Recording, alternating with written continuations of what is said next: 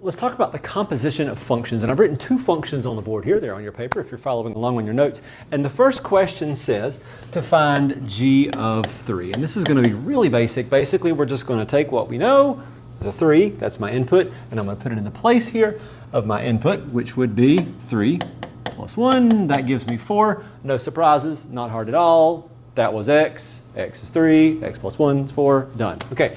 The next question, however, asks for, now it looks a little trickier, f of g of 3.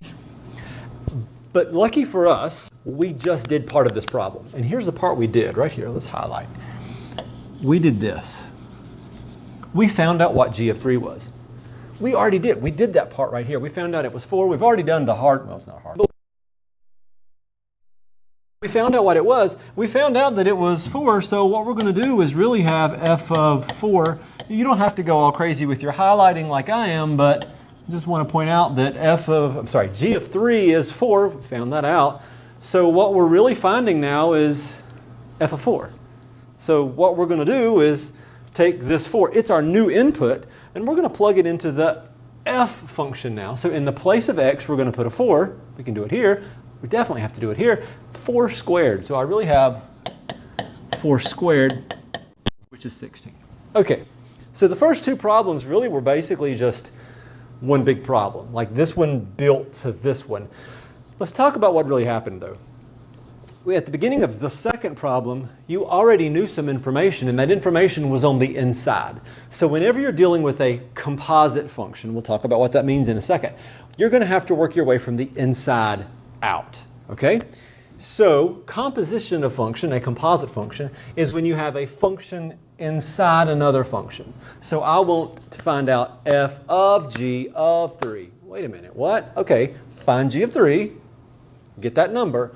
Now whatever that is, 4 in this case, that's your new input, and it's going to go into the f function. So let's do another problem, or 2, or 3, or 12. Let's find g of f of, whoops, that's not what the problem says. F of g of negative 6. Okay, what do I do first? Well, based on what I've already learned, I'm going to work my way from the inside out. So the f of g, it looks crazy, and I need to find f of g of negative 6. Stop, too much. I need to know what this is. If I can find g of negative 6, I'll have a starting point. So let's find g of negative 6. So I'm really going to have f of, okay, let's take this idea.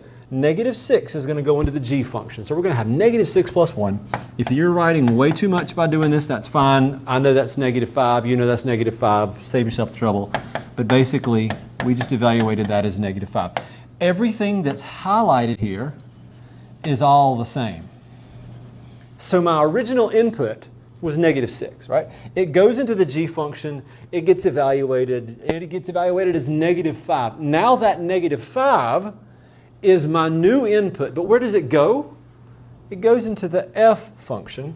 So the next thing I'm going to do is plug a negative 5 right there. Negative 5 squared. I want to write something to make it more correct. I did this on purpose. If you were to type that in your calculator, I think, or even in Desmos, yeah, definitely in Desmos, you would get negative 25. That is not the answer. We are squaring the entire thing. Just want to point that out. So that would give me positive 25. Okay.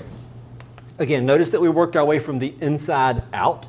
So let's do another. The next one is g of f of 2. This is where the g comes first. Here we go. So what do? Work our way from the inside out. F of 2. What about the g? It waits. It's on the outside.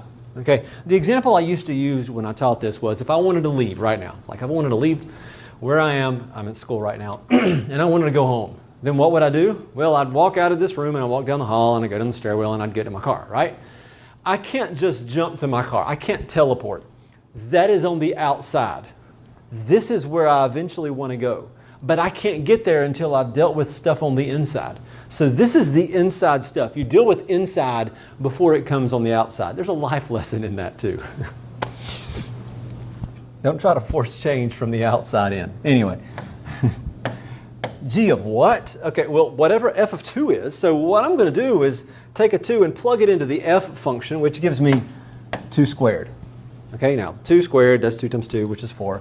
So I really have 4. Now I have students that will get all crazy and they forget to write stuff. If you haven't dealt with it yet, write it. I have not yet dealt with G, so it gets written. Okay, until you've plugged something into G, you're just going to keep writing G. All right, so keep it clean, keep it neat.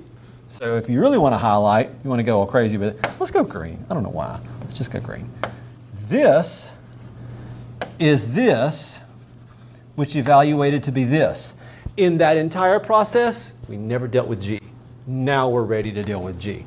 Now we've worked our way from the inside and we're ready to get out of this problem. So 4 is going to go into the G function, 4 is going to go here, and when we do that, we're going to have, well, 4 plus 1. I'm writing way too much because I know that 4 plus 1 is 5.